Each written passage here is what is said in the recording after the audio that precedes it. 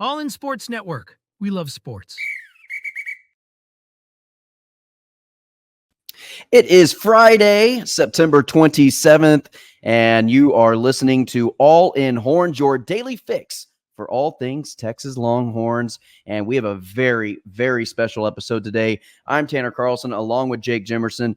This is brought to you by Rogue Sports Network. Horns every single day right here on YouTube, and where all podcasts can be listened to. So whatever your vice is, just stop on by, give us a listen, give us a like, give us a subscribe.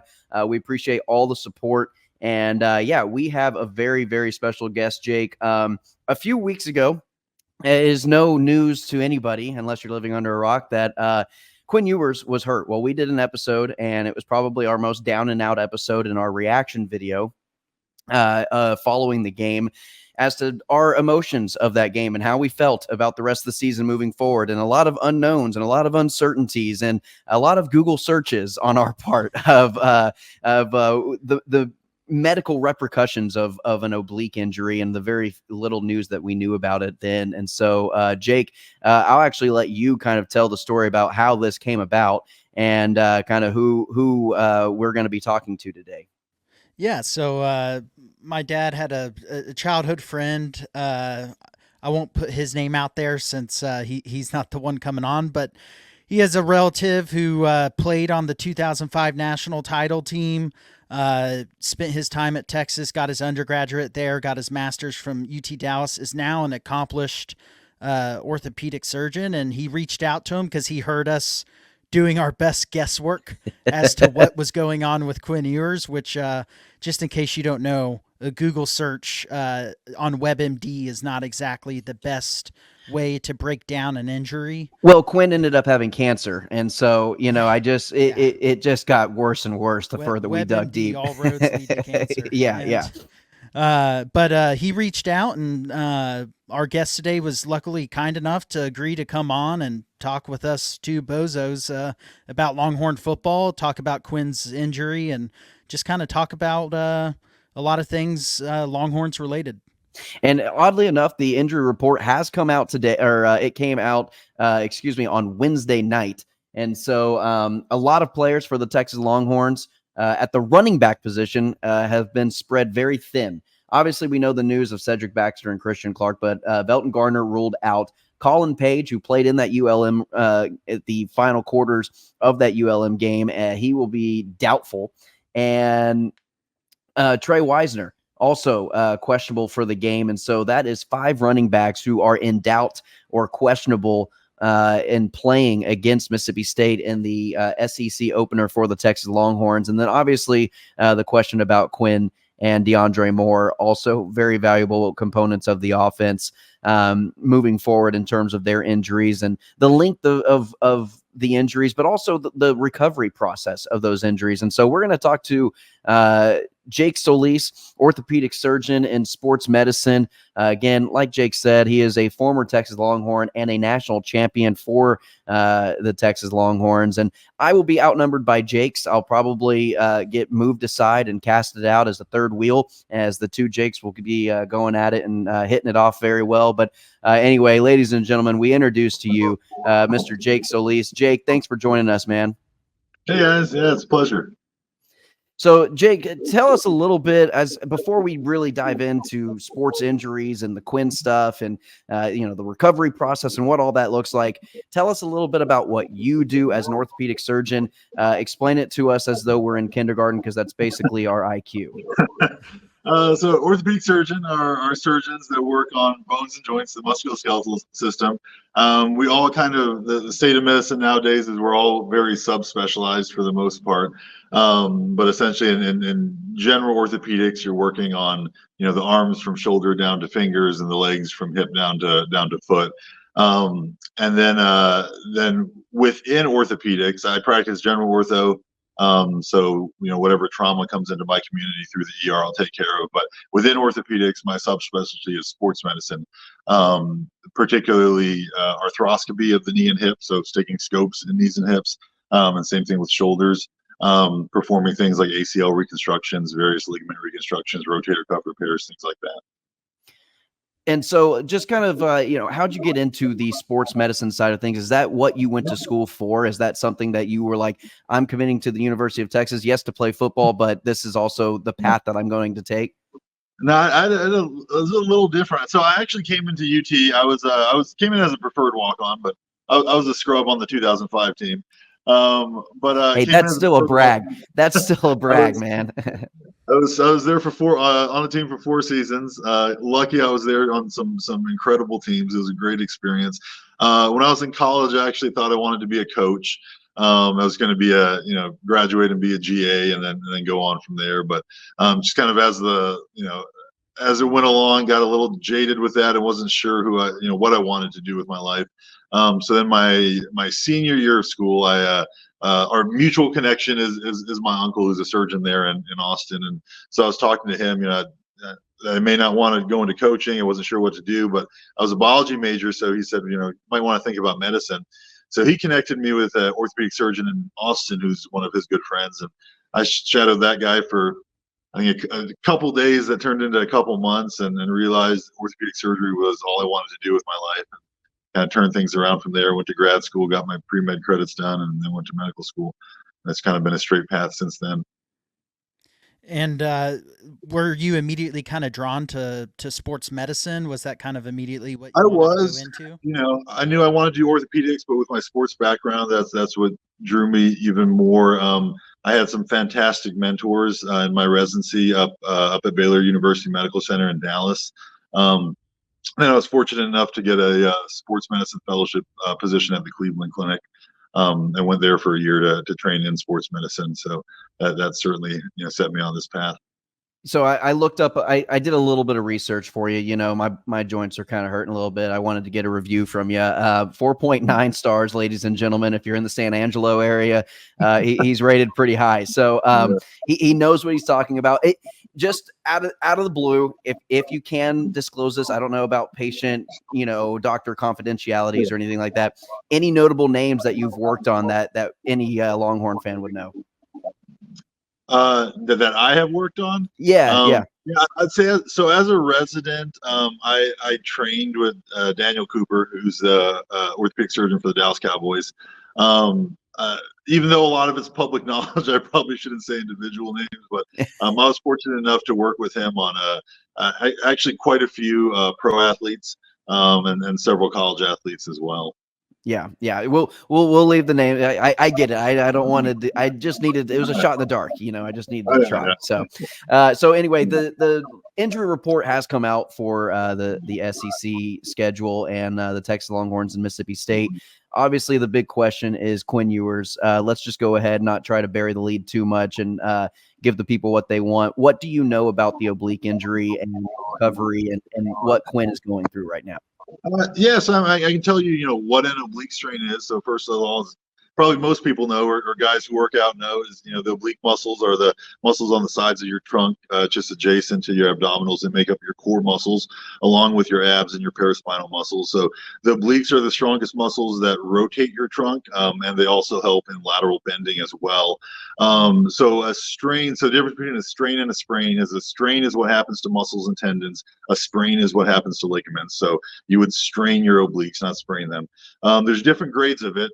As orthopedists, we evaluate them grades 1, 2, and 3. That's somewhat subjective, but in general, a grade 1 strain is when you pull the muscle and tendon enough to elicit inflammation, but you're not creating any structural damage. Grade 2 strain is when you have partial tearing of fibers. Again, it's pretty subjectively evaluated, but certainly more severe and takes a longer time to recover. And then a grade 3 strain, which would be very rare for an oblique muscle or tendon, is when you actually tear it. So a partial tear, usually greater than 50%, or a complete tear.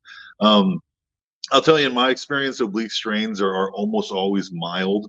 I can't remember the last time, if ever, that I've seen a severe, high grade 2 or grade 3 strain. So they're typically mild. They usually will heal up fairly quickly if they are more of a grade 1 or low grade 2. I will say I'm not sure if it's the right or left obliques, but I believe he's a right-handed quarterback. So it's actually, if you strain the left side, any thrower, if the strain's on the opposite side of their of the arm they throw with, it's actually more difficult to recover from that. Because they're using so if you throw right, you're using your left obliques to contract and to twist your trunk. So I think it probably was, but if it was a left oblique strain, he's going to feel that every time that he throws. So that may be a tough to get by. I mean, my best guess is it's probably mild. The way he's walking around, it looks like it's mild. I also say, as orthopedists, as physicians in general, we play armchair doctor when we watch games, just like every football fan plays armchair quarterback. And so, we'll see these injuries on TV and say, okay, well, it's probably this or that, and this is how tough it looks. Truth is, the only people who know are the trainers, the team physician, the patient, in this case, Quinn. And they're going to inform the coaches. And I got a feeling Steve Sarkisian, is only going to disclose what's necessary. So I mean, they're the ones who know. They're going to do what's best for him. I'm hoping, just like everyone else, that it's a more mild strain, and if that's the case, usually you're looking at 1 to 3 weeks recovery.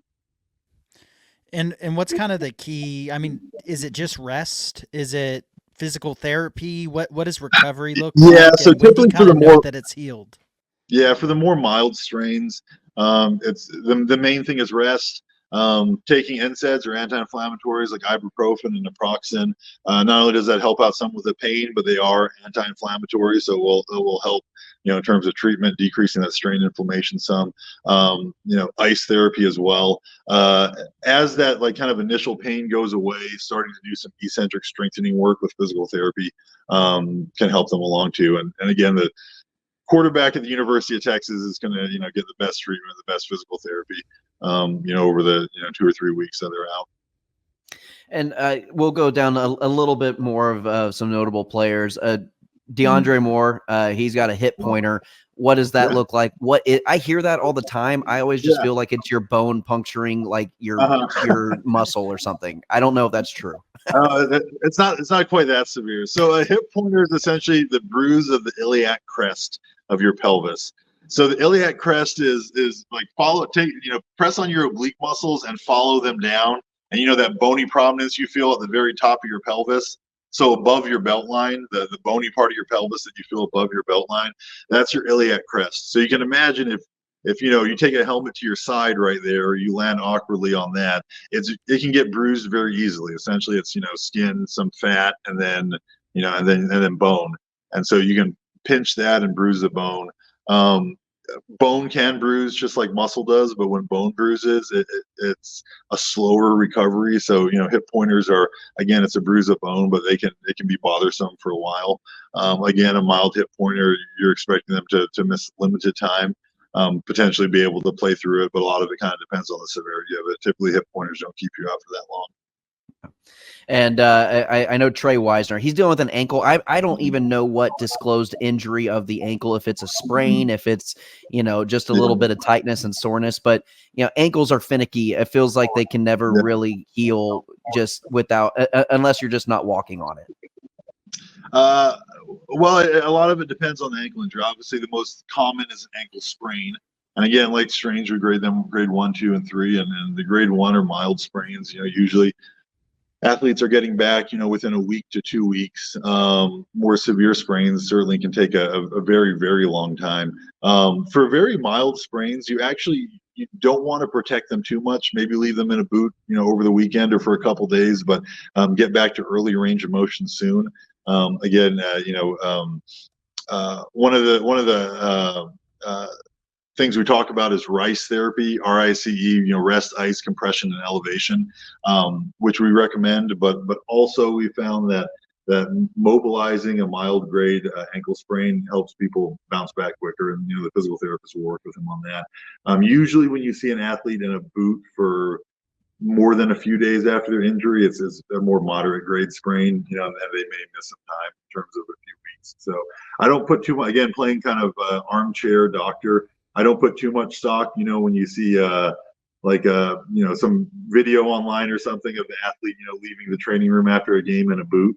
That's fine. You get more concerned when that athlete's in a boot, the next, Wednesday, Thursday, Friday. then it might be a little more severe of an ankle sprain. And this might be a silly question, and one more medicine related question for you, but obviously athletes are going to get different care than the regular person. So is recovery typically faster for an athlete because of that care they're getting, or how does it differentiate from just your regular everyday Joe? I think I don't necessarily. There are definitely disparities in the healthcare system in the United States, which is probably for a completely different kind of podcast. I don't think that that's so much the case in sports medicine. A lot of it is that athletes are so focused on returning. They're in a culture of being focused, on getting 100% and returning. That when we see athletes and we send them back to the trainers and to the physical therapists and say, okay, you need to do X, Y, Z to get better. 9 out of 10 athletes do exactly that. They're motivated to work with trainers and therapists. The trainers and therapists are motivated to work with them. The coaches are getting on to everyone, to get them back. Whereas the average Joe, if I have 10 average Joes that I treat for, say, ankle sprains or oblique strains or hip pointers, and say, hey, you'll benefit from physical therapy. Maybe 4 or 5 of them will actually see through the physical therapy, and the other ones are going to ignore it. Or tell them there's certain treatments that they have, and they may not be as motivated.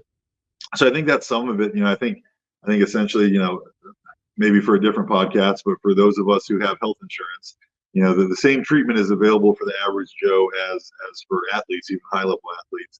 A lot of it has to deal with the motivation of all parties to participate, in more intense treatment.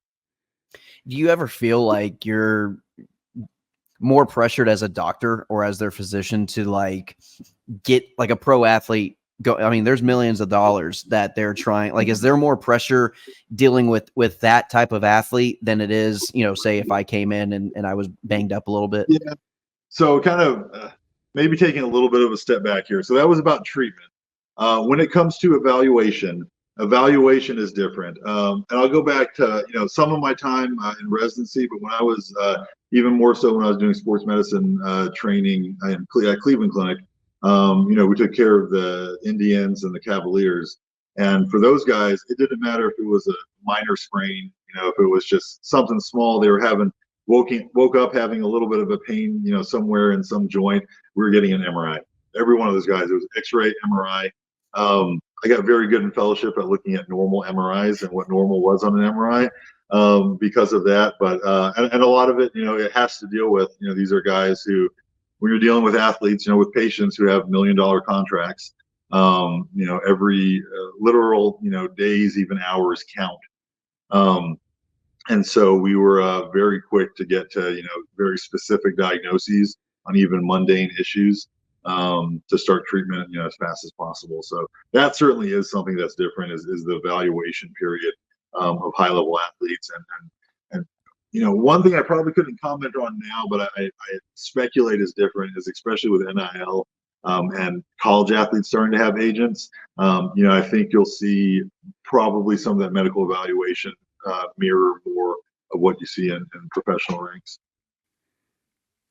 Yeah, that's interesting. I hadn't really thought about how NIL would affect that, but obviously we saw Wednesday with the news breaking. I don't know if you saw the UNLV quarterback stepping down because of not getting what he was promised with NIL. It would make sense that teams and players and their representatives now are probably going to be a little bit more involved in the medical process. Do you think that's something you're going to start to see over the next few years? Probably. I think as athletes get agents, because mind you, most athletes will usually sign documentation with the agent to allow their healthcare information to be discussed. And that's also another facet of medicine that sports medicine that's different from general population is as a sports orthopedist, if you're dealing with an athlete who has an agent, you're essentially talking to their agent about their injury, just as you would, their parents, or the athlete themselves. So that is something different, potentially something that could change. I don't think it changes the quality, of care that they're getting, or the, algorithms we go by of that care, but certainly a different aspect of it. All right, I'm going to switch gears now. How cool was it to win a national champion? It was awesome. I would have never. I mean, I grew up in San Angelo. Played high school ball at the 3A level, and never thought I'd be part of a college national championship team. But being able to experience that my sophomore year or junior year, I was a redshirt sophomore, but junior year was absolutely incredible. It feels like a long, long time ago at this point. I think all Longhorn fans can attest to that. Yeah, we're pretty. Well, we'll meet up with the old teammates and such, and see each other at the Letterman reunion every spring, and tailgates and stuff like that. And we're all getting pretty old now, going on our 20-year anniversary soon. Yeah, and kind of on that, what were obviously coming off of the Rose Bowl win against Michigan the year before, I'm sure the sights were on the national title, and we've seen from documentaries it was, but what were the practices like that year? Could you tell in fall camp this team is on a different level from anything I've ever seen? Yeah, we had I think looking at maybe like the 2005 season compared to the prior 2004, we had a lot of senior leadership, a lot of really strong senior leadership. I think there was a lot more confidence, in that 05 going into the 05 season, and how good we knew we were, and at all levels. Everyone had confidence in Vince, but we just every team. I mean, every position we knew we were good. We had great depth at. So there was certainly some swagger you saw on that team. I think that was probably missing from the program for most of the last decade, but seems to be back. That's exciting. Looking at these guys now, it kind of seems like they have the same swagger that we had in 05. Yeah, it does feel that way. My question is, whenever you're like on the sideline and you're watching the 2005 national championship and you're seeing the back and forth, are you kind of experiencing what fans are experiencing in terms of like, I know I'm watching a classic game right now, this is an all-time great national championship, or is it just more like I'm so zoned in, I'm focused in, I'm not thinking about that, I'm just trying to win this game right now? Man, I think the greater scope of it, for those few hours, was a little out of our minds. Building up to it, everyone felt that way, but after the opening kickoff, everyone's just focused on the game, and then you really don't realize or let it set in what's happened until you're all rushing the field at the end of the game and confetti's flying and all that. So I think everyone in the back of our minds knew what was brewing, what was happening, but everyone was focused in the moment. Yeah, because I mean that is just like, I mean that is considered the greatest national championship of all time by a lot of people. Yeah, but I mean we knew we knew going into the season that we had a very good team and had a chance. I think especially after Ohio State had a great idea of what was going to happen.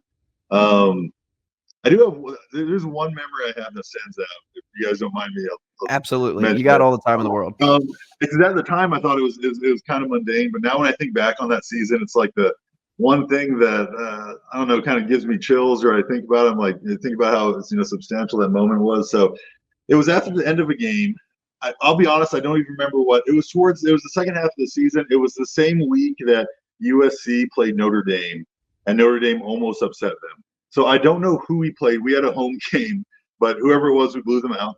And I remember after the game, we had sung the Eyes of Texas. Everyone cheered, did all that. Everyone was kind of getting ready, showering and stuff like that. About to leave, and then guys started saying, "Oh, USC is about to get beat," or USC, Notre Dame's, might beat USC. And so we had a couple of TVs in the locker room, and we turned on the TVs, and between players and some coaches and some other people hanging out there, probably 150 people, close to that much in the locker room, and everyone's USC is on their last drive. The entire locker room is just dead silent. We're just this big group of guys standing in the middle, like watching these TVs. And then USC marches it downfield, and remember the Bush push, and then they're at the very end of the game, USC punches it in, and they beat Notre Dame. And then you kind of feel like the energy, just drop, in the room. We're just like, oh man, they almost got beat. Energy drops, everyone's quiet. And I think it was Larry Dibbles who just starts yelling, "That's what we want to happen. We want USC. We want," and then everyone starts getting riled up, and everyone's, starts yelling, "We want USC," and we're gonna kick their ass and all this and that, and stuff. And then, it becomes like another celebration, like, hey, we're gonna play USC. And so, like, there were still like a few weeks left of football to play. Like, we were still in season. And so thinking back on that moment, like, we still had football left to play. We still had games yet to win. But, like, in that moment, like, we knew what was going to happen. Like, we knew how the season ended. We knew we were going to play USC for the national championship because nothing was going to get in our way. And I think that speaks to, again, the swagger of the team, how good we knew that we were. And everyone was just so focused on that one goal. And even in that moment, knowing that we were gonna get to that goal and play that team for the national championship, I think that's a memory that's really continued to stick with me, even 19 years later. And so, kind of switching gears as far as what game, but another big game every year. We're a couple weeks away from it. Texas OU. What's that week like as a player? Is it more intense than the other weeks? And then obviously, what's it like in the stadium building up to it? I've been lucky enough to go to the game once, and it's a special. Yeah, it's an incredible environment. It's loud the entire game. Everyone, the tunnel is always on the OU side. Why that is, I don't know. So you just come running out into a bunch of hate. It's fantastic. The team gets up for it. There's, just like with fans, there's a team rivalry. Another aspect of it is there's a lot of guys on the Texas team that played with and against guys in high school, that are on the OU team. And so a lot of them. The history of it, and the intense rivalry of it isn't lost on the team, by any means. So it's definitely everyone gets up for that a little more than usual. Yeah.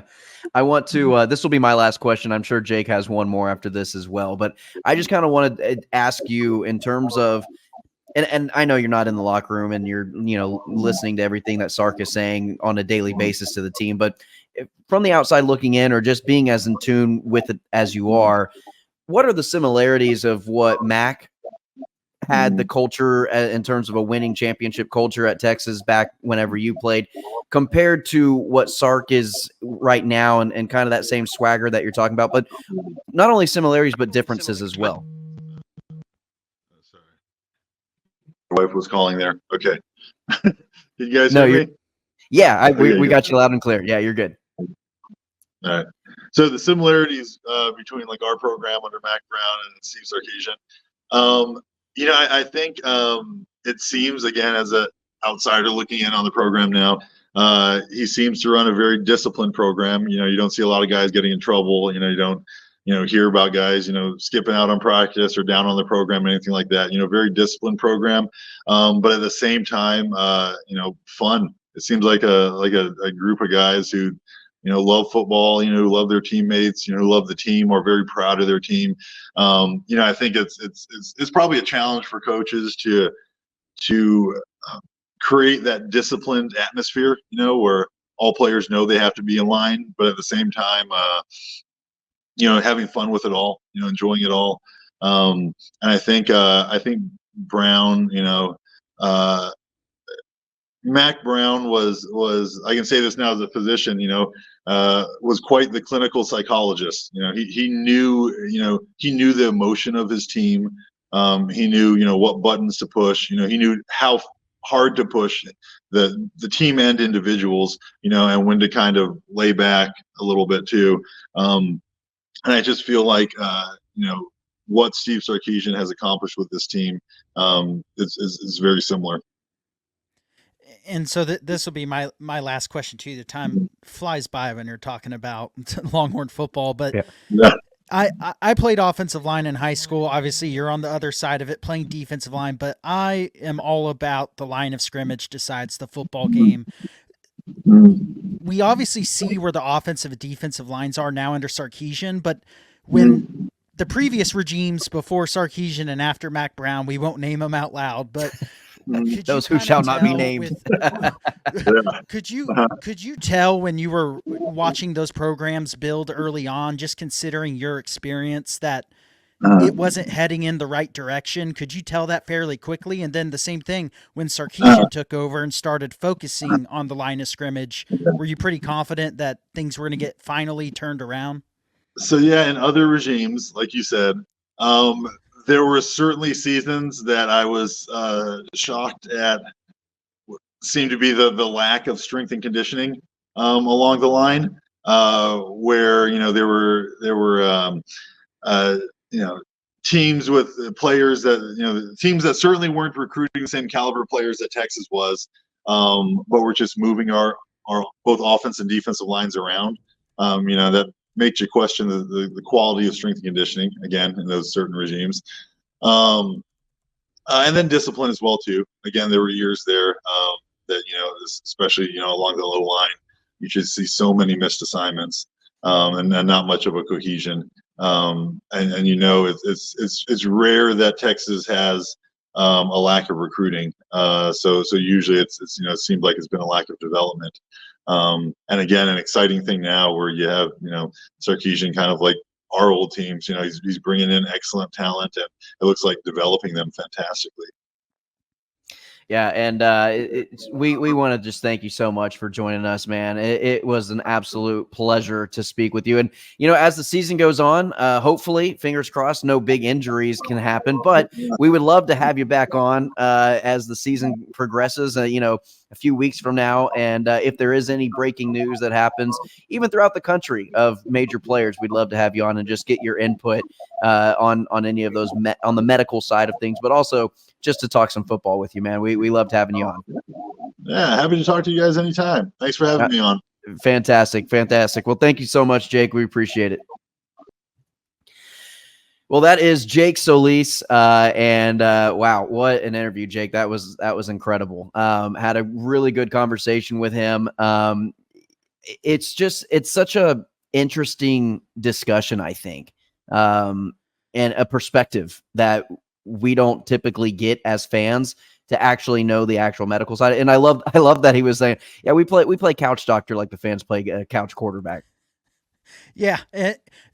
Ironically, they're more qualified as the couch doctor than we are as the couch fans. Like if you compare it. Yeah. Oh, absolutely. Yeah, no, 100%. Yeah, no, without a doubt. So that is the show, ladies and gentlemen. Thank you so much. Tomorrow we will have our immediate reaction following the very first SEC game in Texas program's history against Mississippi State. So stay tuned for that. Again, like, share, subscribe, get your alerts, know exactly when we're coming on. We post these videos Tuesday through Friday at noon. And then we also have our immediate reaction following the game as soon as possible. So keep hitting your refresh button on YouTube or wherever so you can stay up to date on all things All In Horns. And for Jake Jimerson, I'm Tanner Carlson. With that all being said, hook 'em. All in Sports Network. We love sports.